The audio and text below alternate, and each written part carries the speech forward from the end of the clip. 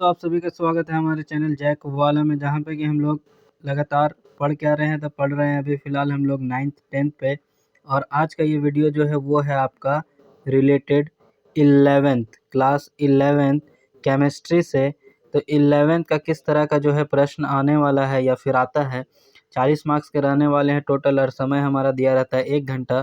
तो आज हम लोग बात करेंगे 11th से जुड़ी, और 11th में भी बात कर रहे हैं केमिस्ट्री से।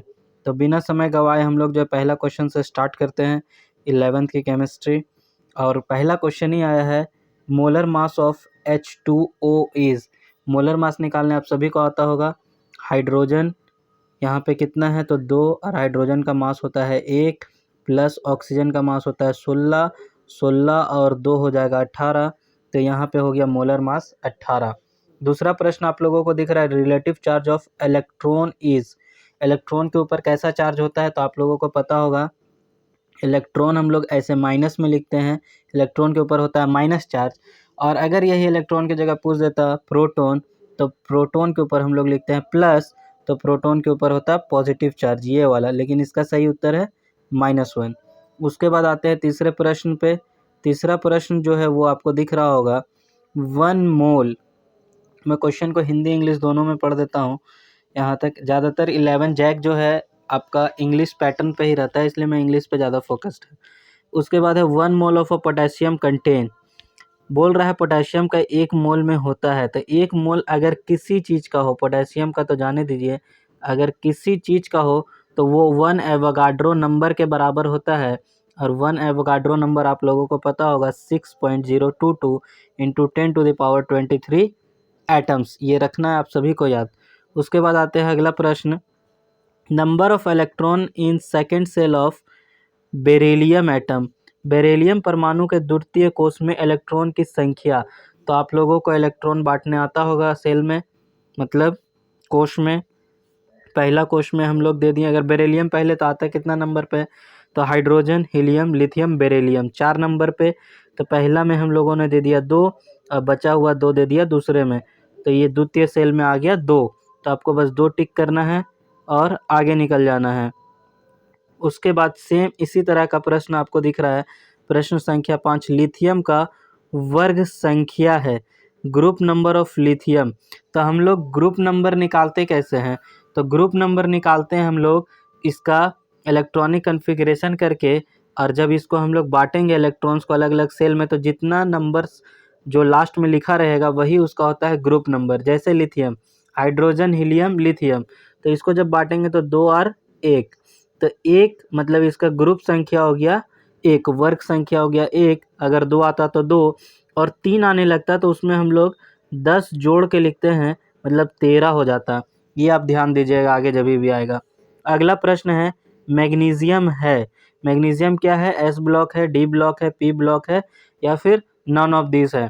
तो मैग्नीशियम का आप लोगों को फिर से मैं बोलूँगा, इलेक्ट्रॉनिक कन्फिग्रेशन, इसका वर्ग संख्या आपको पहले तो इसका पता होना चाहिए एटॉमिक नंबर कितना है। तो एटॉमिक नंबर का जब बात करेंगे तो मैग्नीशियम का पता होगा 12। और 12 को जब हम लोग बांटते हैं सेल में, तो याद होगा अगर 1s 2s 2p 3s इस तरह से, यहाँ पे 2 इलेक्ट्रॉन, यहाँ पे 2 इलेक्ट्रॉन, यहाँ पे 6 इलेक्ट्रॉन, तो 6 और 4 10, और यहाँ पे 2 इलेक्ट्रॉन। लास्ट जो इलेक्ट्रॉन है वो s वाले सब सेल में जा रहा है, इसलिए इसको हम लोग बोलेंगे एस ब्लॉक एलिमेंट। सिंपल सा तरीका है, आप लोगों को ध्यान में रखना है, किसी के लिए भी काम कर जाएगा। प्रश्न संख्या जो आपका है 7, वो दिख रहा है, नंबर ऑफ न्यूट्रॉन। न्यूट्रॉन की संख्या बतानी है किस में, तो यहाँ पे दिया हुआ है कार्बन 6 13, इसमें न्यूट्रॉन की संख्या। तो ये फार्मूला हम लोग 9 का जो अभी बना रहे वीडियो उसमें भी आपको दिखा होगा। न्यूट्रॉन बराबर होता है atomic mass minus atomic number. तो यहाँ पे मास है 13 और नंबर है 6, इन दोनों को जब घटाएंगे तो आ जाएगा 7। तो ये हमारा उत्तर हो जाएगा सीधा सीधा 7। अगला प्रश्न जो है वो देखते हैं। अगला प्रश्न है प्रश्न संख्या 8, जिसमें बोल रहा है, an element belonging to group 13 to 18। 13 से 18 ग्रुप तक में जो बिलोंग करते हैं, उस ग्रुप वाले एलिमेंट्स को हम लोग क्या बोलते हैं, तो सीधा याद रखिएगा, उसको हम लोग बोलते हैं पी ब्लॉक। 1 और 2 ग्रुप में जो आएंगे उसको नाम देते हैं हम लोग एस ब्लॉक, जो कि यहाँ नहीं है। डी ब्लॉक जो है वो 3 से लेकर आपका 12 तक डी ब्लॉक होगा, और ये जो है पी ब्लॉक। आपको सीधा सीधा याद रखना है, नहीं तो फिर वहाँ सोचते रह जाइएगा, आंसर गलत होने वाला है। अगला प्रश्न है, the element with atomic number 15, तत्व जिसकी परमाणु संख्या 15 है, to which of the period of a long period, कौन सा पीरियड में जाएगा।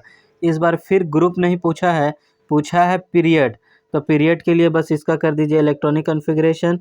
तो 15 है तो 2 8 5, 10 और 5 15, ये कितना हो गया 1 2 3 और 3 हुआ, तो बस इसका हो गया पीरियड हमारा 3।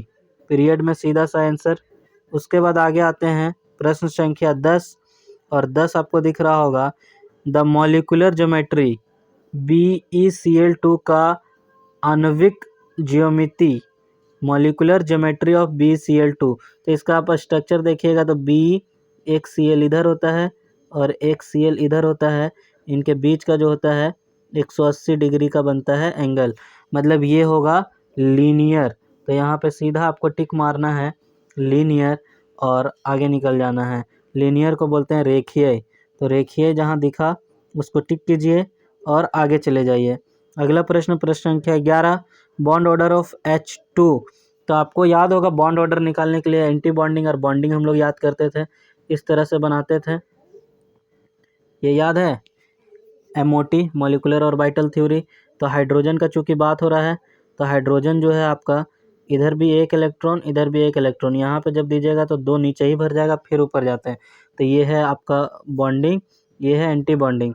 तो बॉन्डिंग माइनस एंटी बॉन्डिंग कीजिएगा तो 2 - 0 डिवाइडेड बाय 2, बॉन्ड ऑर्डर निकालने का ये फार्मूला है, anti bonding, bonding minus anti bonding by 2। तो यहाँ पे 2 - 0 डिवाइडेड बाय 2, अब ये हो गया 2/2 मतलब 1, तो इसका सीधा आबद्ध कोटि हो गया 1। सिंपल एकदम है, ज़्यादा दिमाग नहीं लगाना है। उसके बाद अगला प्रश्न जो है दिख रहा है, the hybridization of oxygen. Hybridization निकालने आप सभी को आता होगा, ऑक्सीजन का निकालने बोला, ऑक्सीजन से सीधा सीधा आप देखिए 2 हाइड्रोजन अटैच्ड है, तो हम लोग तो सीधा पहला टिक करेंगे कि 2 हाइड्रोजन इसका बॉन्ड पेयर में है, बॉन्ड पेयर में है।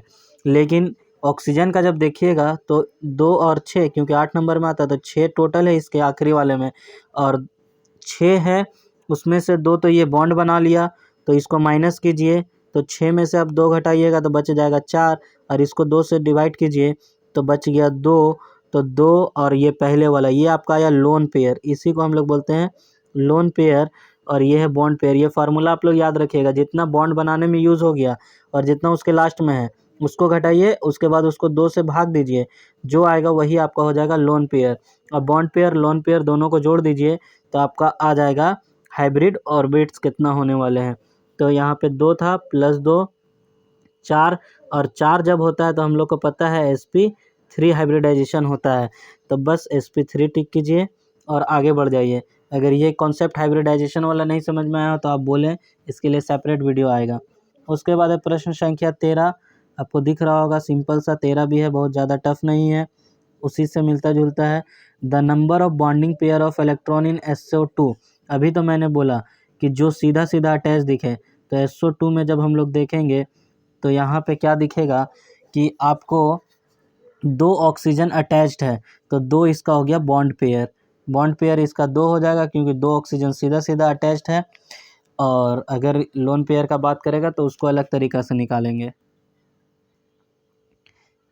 और याद रखिएगा ये, अच्छा यहाँ पे आगे इसमें हम सल्फ़र के लिए जब बात करेंगे तो आगे और बताया जाएगा। यहाँ पे बॉन्ड पेयर के साथ इलेक्ट्रॉन्स कितना यूज़ होता है, तो 4 इलेक्ट्रॉन यूज़ हो जाता है, 2 बॉन्ड, क्योंकि ये डबल बॉन्ड बनाता है। ये आगे कॉन्सेप्ट कभी हाइब्रिडाइजेशन में अच्छा से समझाया जाएगा। फिर अगला, Boyle's law is mathematically written as. तो बॉयल्स लॉ को हम लोग मैथमेटिकल रूप में किस तरह से लिखेंगे, वो अगला प्रश्न है, जो कि बहुत ही आसान बनता है। आपको याद रखना है direct P is equals to 1/v, constant 1/v। ये आपका होता है P और T वाला relation, Gay Lussac law, Gay Lussac law. और याद रखिएगा V और T वाला कॉन्सेप्ट को बोलते हैं चार्ल्स लॉ, चार्ल्स लॉ और एक तो मैंने टिक कर ही दिया बॉयल्स लॉ पे। तो ये तीनों को याद रखिए, कब कौन सा दे पता नहीं। 15 नंबर प्रश्न है, उसको देखते हैं। When pressure is expressed in atmosphere and volume in litre, 1 mole of a gas under STP standard temperature pressure. तो standard temperature 273 kelvin and pressure is 1 ATM pressure, occupy 22.4 litre. सारे स्टैंडर्ड्स वैल्यू की बात हो रही है। Then the R, तो R भी standard होगा, और आर का वैल्यू अगर आप लोगों को याद होगा तो नॉर्मली हम लोग ऐसे बोलते हैं 8.314। चूँकि सारा हमारा स्टैंडर्ड वैल्यू पे जाता है तो स्टैंडर्ड पे आर का वैल्यू आपको याद रखना है 0.0821 लीटर ATM पर केल्विन पर मोल। ये आज इस वीडियो में 15 ही क्वेश्चन रहने देते हैं, फिर आगे हम लोग कंटिन्यू करेंगे। जैसा आप लोगों को सीरीज़ अच्छा लग रहा हो तो ज़रूर कमेंट कर बताएं, आगे फिर हम लोग इस पे और बेहतर डिस्कस करेंगे।